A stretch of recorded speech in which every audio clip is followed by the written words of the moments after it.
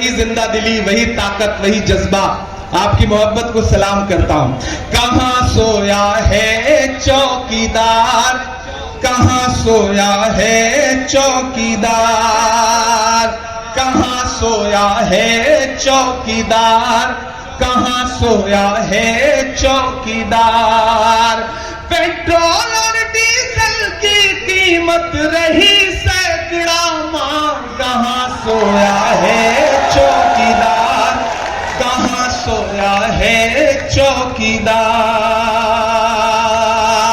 के gas cylinder की कीमत भी 1000 के पार, कहां सोया है चौकीदार, कहां सोया है चौकीदार।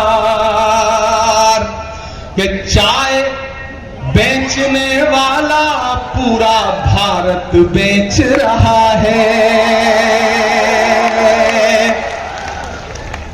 पिछले दिनों बहस खड़ी करती साहब ने, इंडिया भारत, ये जो लड़ाने का हुनर है वो किसी में नहीं है।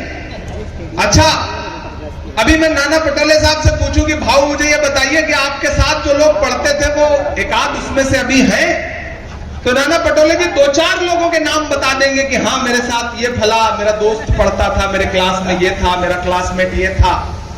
लेकिन साहब ने पॉलिटिकल एंटायर साइंस में पोस्ट ग्रेजुएशन किया है, लेकिन आज तक पूरे भारत में एक आदमी भी ऐसा निकल के नहीं आया जो ये कहता हो कि मैंने साहब के साथ पढ़ाई की है। फिर वो कहेंगे कि मैंने वडनगर में चाय बेची है। मुझे पूरे भारत में एक भी आदमी नहीं मिला जिसने कहा हो कि हाँ मैंने उनकी बेची हुई चाय खरीद के पी है। नहीं मिला कोई। मैं शायर हूं, मैं इशारे में बात करने की कोशिश कर रहा हूं कि चाय बेचने वाला पूरा भारत बेच रहा है। इसी काम में हासिल उसे महारत बेच रहा है। कि रेल बिक गई, तेल बिक गया, बिका हवाई अड्डा। अगला जो मिसरा है, जो पीछे तक लोग खड़े हैं, आप ये मत समझिए कि मैं आपको देख नहीं पा रहा हूं। आप ये जो पेड़ खड़े हैं, दरख्त हैं, उनकी ओट से भी मैं आपको महसूस कर रहा हूं। अगले मिसरे पे मैं एक नाम लूंगा और आपके हाथ उठ जाएंगे। मैं पढ़ता हूं कि रेल बिक गई, तेल बिक गया, बिका हवाई अड्डा। सब कुछ बिकता देख के खुश हैं अपने जेपी नड्डा। कि जनता महंगाई की मारी करती हाहाकार, कहां सोया है चौकीदार, कहां सोया है चौकीदार। तमाम वो नारे याद करिए। एक नारा दिया था ना कि बहुत हुई महंगाई की मार, तो महंगाई का आलम तो ये है। दूसरा नारा क्या दिया? बेटी बचाओ बेटी पढ़ाओ। भिवंडी वालों, उस नारे की सच्चाई ये है कि हमारी आंखों ने कठुआ देखा, जहां एक 6 साल की बच्ची आसिफा का बलात्कार हुआ तो बलात्कारियों के समर्थन में भाजपाइयों ने रैली निकाली।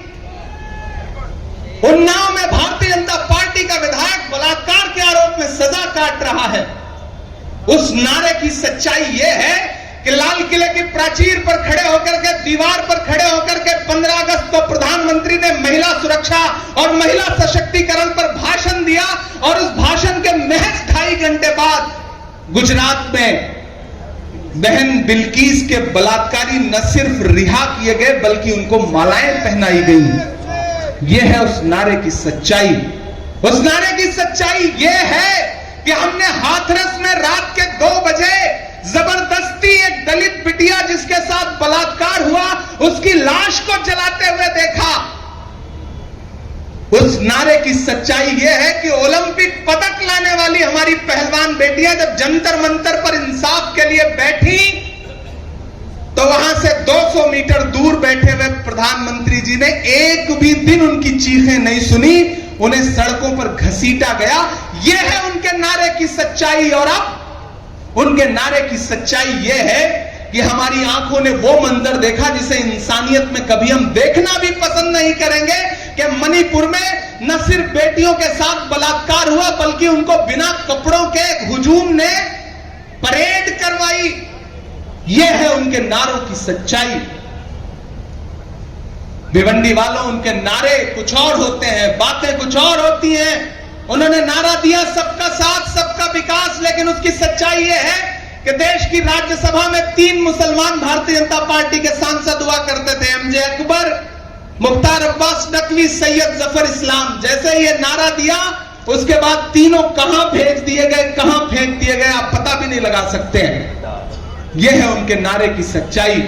यह है उनके नारे की सच्चाई कि प्रधानमंत्री जी भाषणों में सबका साथ सबका विकास की बात करते हैं, उधर तबरेज अंसारी, मिनहाज अंसारी, पहलू खान से लेकर के, जुनैद से लेकर के, रकबर से लेकर के, मोहम्मद उमर से लेकर के, अखलाक से लेकर के, न जाने कितने लोग सड़कों पर चलते हुए भीड़ के जरिए मार दिए जाते हैं और यह हुकूमत चुप रहती है। यह है उनके नारों की सच्चाई। ऐसे में एक शख्स जिसका नाम राहुल गांधी है, उसने कहा कि नहीं, मैं इस नफरत के खिलाफ खड़ा होऊंगा, डरूंगा नहीं। उसने नारा दिया कि डरो मत, और मैं महाराष्ट्र की सरजमीन को सलाम करूंगा कि कन्याकुमारी से शुरू हुई यात्रा गई तो कश्मीर तक, लेकिन महाराष्ट्र ने जो इस्तकबाल किया, जो स्वागत किया, जो मोहब्बत उस यात्रा को दी है, चाहे वो नांदेड़ की रैली हो या शेगांव की रैली हो, वैसा मंजर पूरे हिंदुस्तान में हमने और कहीं नहीं देखा।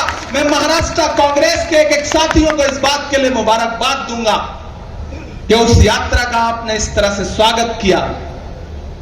मैंने तो उस समय एक डिबेट में बैठा, एक कॉन्क्लेव में, तो एक पत्रकार साहिबा ने मुझसे कहा कि इमरान साहब, आप इस यात्रा के साथ खड़े हैं, आप क्या सोचते हैं? मैंने कहा ये किस एक्सप्रेस न्यूज हिंदी पर वीडियो देखने के लिए करें लाइक, शेयर और सब्सक्राइब। बेल आइकन दबाना ना भूलें।